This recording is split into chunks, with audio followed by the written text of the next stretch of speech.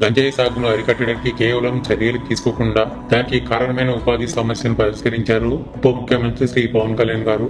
ఇది వేల గిరిజన కుటుంబాలకు ఆత్మగౌరవం. ఇది పవన్ కళ్యాణ్ గారి మార్పు.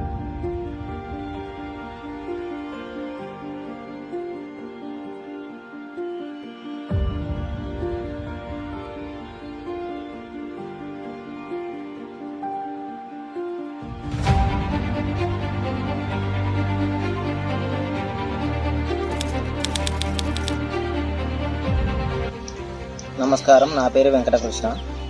మాది గారిపురం గ్రామం, కర్నూలు జిల్లా. ఉపాధి పథకం కింద మునగ వేస్తున్నాను. లబ్ధి పొందాను. ఈ మునగ అందరూ వేసుకున్నాలని కోరుతున్నాను. ఉపాధి పథకం ధన్యవాదాలు. నా పేరు ఈడియో వెంకటరాముడు. పస్వల పంచాయతీ, కర్నూలు మండలము, నూతనపల్లె గ్రామం. మా గ్రామంలో ఒక మునగ పెట్టుకున్నాను. దీనివల్ల నాకు చాలా బాగా ఉపయోగం. ఉపాధి హామీ పథకం కింద పంట సాగు, అందువల్ల మాకు మంచి ఇది ఉంది. ప్రభుత్వానికి ధన్యవాదాలు.